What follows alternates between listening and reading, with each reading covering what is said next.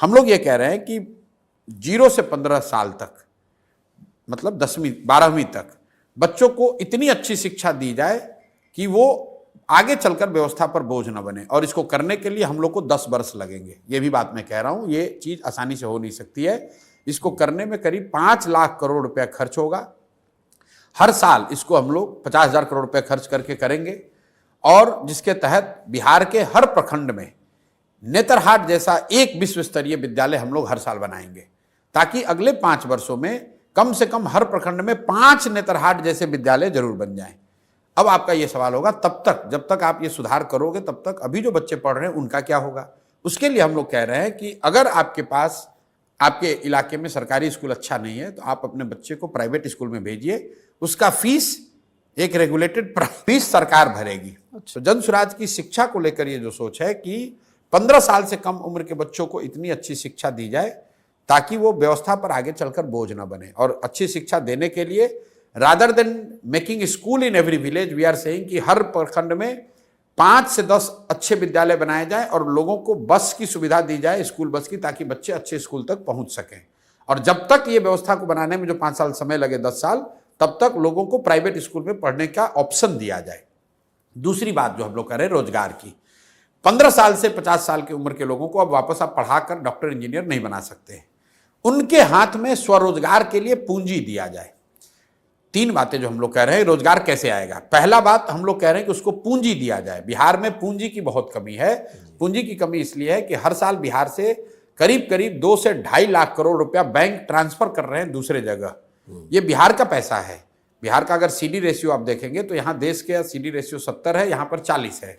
उसका मतलब यह है कि बिहार के लोग जो पैसा बिहार में जमा करते हैं, बैंक वो पैसा बिहार में इन्वेस्ट न करके बिहार के बाहर करते हैं। पिछले वर्ष बिहार में 4,21,000 करोड़ रुपया लोगों ने जमा किया बैंकों में। बैंकों ने लोन के तौर पर 1,61,000 करोड़ रुपया वापस दिया। बाकी पैसा कहां गया? बाकी पैसा चला गया गुजरात, कर्नाटक, तमिलनाडु, मध्य प्रदेश, महाराष्ट्र, जहां पर लोगों उद्योग धंधे लगा रहे हैं। तो हम लोग की सोच ये है कि 3 चीज करके यहां रोजगार, स्वरोजगार पैदा किया जा सकता है। पहला, बैंकों के साथ मिलकर काम किया जाए ताकि यहां पूंजी उपलब्ध हो। ये 2 लाख करोड़ रुपया जो बिहार के लोगों का पैसा है जो बाहर जा रहा है वो बिहार में ही रहे। बिहार के लोगों को लोन मिले ताकि लोग अपना घर बनाएं, उद्योग लगाएं, कृषि में काम करें। दूसरी बात हम लोग कह रहे हैं मनरेगा को कृषि से जोड़ने की, कि जो मनरेगा का पैसा है, मनरेगा का मजदूर है, जो भी किसान बिहार में फूड ग्रेन से मूव होके कैश क्रॉप की ओर जाएगा, उसको मनरेगा का किसान नहीं, मनरेगा के तहत उसको मजदूर फ्री दिया जाए। उससे क्या होगा कि लैंड की प्रोडक्टिविटी बढ़ेगी और बहुत बड़ी संख्या में जो एग्रीकल्चर से जुड़े हुए मजदूर हैं जो पंजाब हरियाणा जा रहे हैं, उनको यहीं पर मजदूर मिलने लगेंगे। क्योंकि जमीनी सच्चाई ये है कि जहां लाखों लोग, बिहार के लोग बाहर जाकर खेती में खेतों में मजदूरी कर रहे हैं, बिहार के खेतों में काम करने के लिए मजदूर नहीं है।